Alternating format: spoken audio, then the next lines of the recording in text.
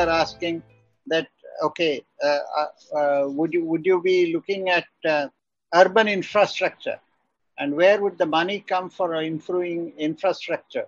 They are asking about, are you going to focus on tourism, trying to make Chennai a city like Singapore? Or are you going to look at the coastal belt for tourism development? And there somebody is asking, why are we still in the metro age and not in the bullet train age here? So these are all with expenditures on infrastructure development. So just like your views on those. Again, I'd say that, I shouldn't stray very far afield from my domain, but I would say that there are 2-3 components. Let me start with the easiest example. There was a plan already called the Chennai City Partnership, with partial funding from the World Bank, partial from the ADB, partial from the Asian Infrastructure Investment Bank in Beijing. And when we came to office, that file needed me to sign. It was due for the June board meeting of the World Bank to get approved. The first tranche, 150 million or something. So I said, no, I'm not going to sign it. Because I saw there were terms in there that if we did not consciously agree with the chief minister, we're going to do that because it would require some messaging and some, political understanding. So the last thing I needed to do was sign. So, there was all this noise that said, hey, if you lose it, you use it or lose it. And there's India country limit. And I said, listen, it doesn't bother me. People elected me to do the best job I know how to do. If you have problems, it's your problem. Don't tell me that the World Bank can't defer one.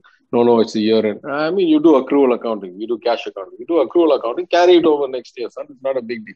So anyway, after we got all that sorted out, we pushed it to the next year. And then we did the political messaging. And what was that political messaging? That was that metering is not your enemy, because that Chennai City Partnership calls for metering. It says, unless you bring the basic kind of discipline that any world-class city has, that you do metering, that you run transport a particular way, that you have this much in property tax revenues, etc., then we are not going to help you. But if you do that, then this is about $1.5 billion. It's a massive investment project. And some of it is loan, some of it is just, what do you call P4R? It's a performance-based reward where you just get it and you don't have to pay it back. And so, we took a couple of months. We did the analysis. I had internal discussions, got the chief minister completely aware and comfortable. And once we had all of that lined up, we went to the white paper, explained everything to the people, took the press conference, explained and made sure that there was 2 days of, social discourse, that information is the poor man and the common man's friend. Don't think of meter as the first step to billing. Meter is the only way you can escape having these institutions go bankrupt. And only when I know that you're only using X units, can I actually give it to you for free. Once we had enough of that engagement, then I called back the file, I signed it, and it's now going for approval, and we're going to start the project. So it's actually not the money at all.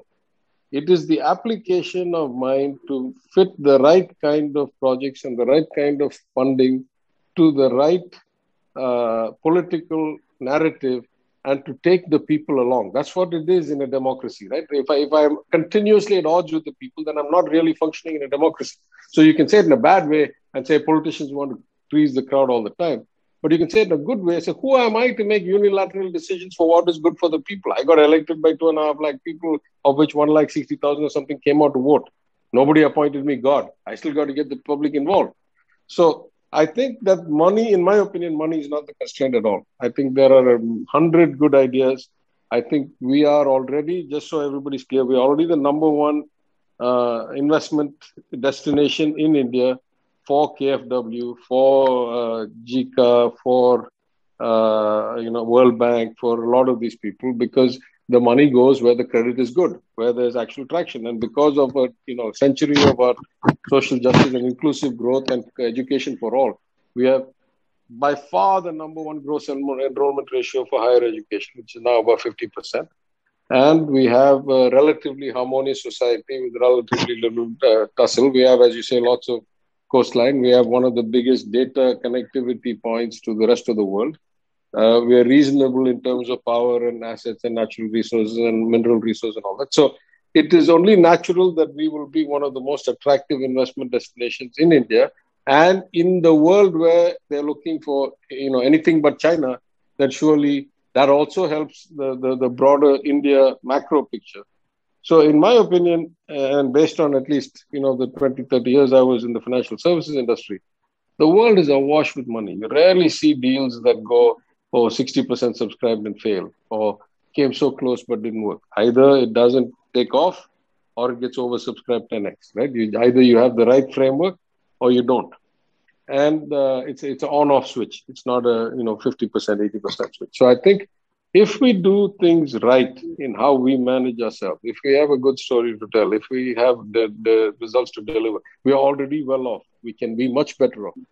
So having good projects with good track record of managing these projects and relatively clean outcomes, I think the lack of money is not the problem. There is a bit of a hitch that the union government is starting to get a bit restive. They have put this new diktat. It's not in stone, but it's unwritten, that says that you cannot have more than one project a year with one state. They tell all these multinational agencies like AIIB or JICA that you can't do more than one project in one state in 1 year. You'll have to spread it around to other states. I can understand where they're coming from, but you know how it is with money. Money goes where the returns are attractive and where the stability is high. So they are, of course, much more interested.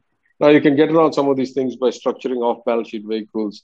I don't want to get into that because the experience that we've had so far is quite bad, actually. But it can be done right, as you know. There are ways to get around those kinds of limitations.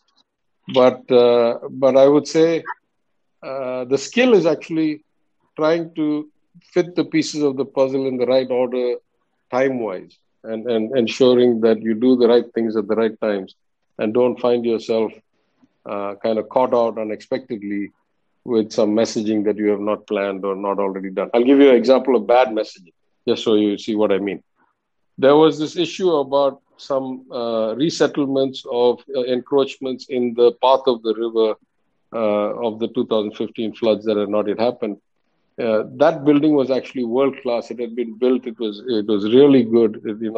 Everything was ready, but somehow the messaging got lost. There's not enough people to do the complexity of what we have to do. I have seen what big global banks look like. A lot more professional people with a lot more infrastructure and a lot more data and systems than we have do a job that is not nearly as complex because it doesn't affect as many people's lives and doesn't have as many different components to it. And so sometimes I just wonder, maybe the design itself is just bad. We have hundreds of corporations, we have tens of departments, we have tens of districts, we have 300 IAS officers. That's it.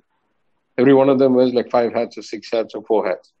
We have politicians that change every 4 or 5 years with no basic training as a prerequisite. It is a tough job to administer these things. And sometimes it is just a mismatch of the complexity of the job and the people available.